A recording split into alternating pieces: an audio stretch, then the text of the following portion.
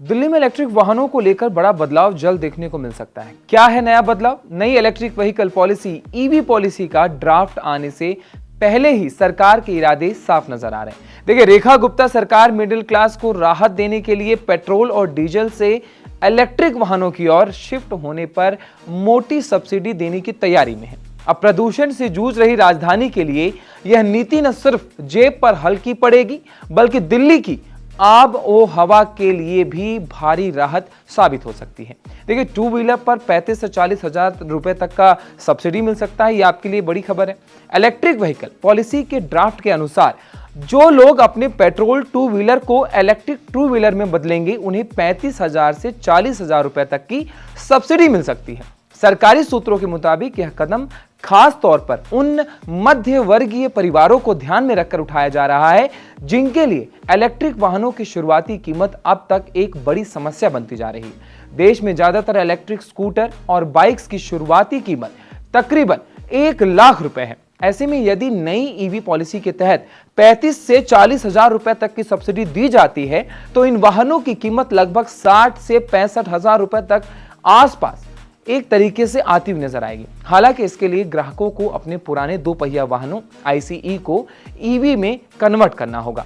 देखिए, 20 लाख तक की कारों को भी राहत मिल सकती है। यह भी आपके लिए बड़ी खबर है। नई नीति में कमर्शियल 3 व्हीलरों के लिए भी जारी सब्सिडी का प्रस्ताव है, ताकि ऑटो और ई रिक्शा जैसे वाहनों को तेजी से इलेक्ट्रिक में बदला जा सके।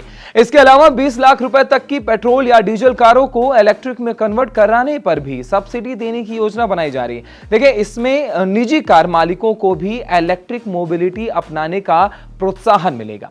अब कब आएगा ये ड्राफ्ट, ये भी आप जान लीजिए। दिल्ली सरकार के सूत्रों के अनुसार नई ईवी पॉलिसी का ड्राफ्ट जनवरी के पहले सप्ताह तक सार्वजनिक किया जा सकता है। इसके बाद स्टेक होल्डर्स और आम लोगों से सुझाव लेकर इसे अंतिम रूप दिया जाएगा। सरकार का फोकस साफ है। दिल्ली में इलेक्ट्रिक वाहनों की हिस्सेदारी तेजी से बढ़ाई जाए, ताकि पारंपरिक फ्यूल पेट्रोल डीजल पर निर्भरता करने के साथ साथ ग्रीन मोबिलिटी को बढ़ावा मिले और प्रदूषण से भी राहत मिल सके। लेकिन प्रदूषण पर सीएम की बैठक कई अहम फैसले लेने वाली है। हाल ही में मुख्यमंत्री रेखा गुप्ता ने प्रदूषण को लेकर एक उच्च स्तरीय बैठक की, जिसमें PWD और ट्रांसपोर्ट, DPCC और पर्यावरण विभाग सहित कई एजेंसियों से फीडबैक लिया गया। पर्यावरण मंत्री मनजिंदर सिंह सिरसा के मुताबिक इस बैठक में कई नए पहलुओं पर चर्चा हुई और आने वाले दिनों में ठोस कार्रवाई की भी एक मांग की जा रही है। अब तक क्या रही है पॉलिसी, वो भी मैं आपको बता देता हूं। दिल्ली सरकार ने 2020 में पहली बार ईवी पॉलिसी को लागू किया था,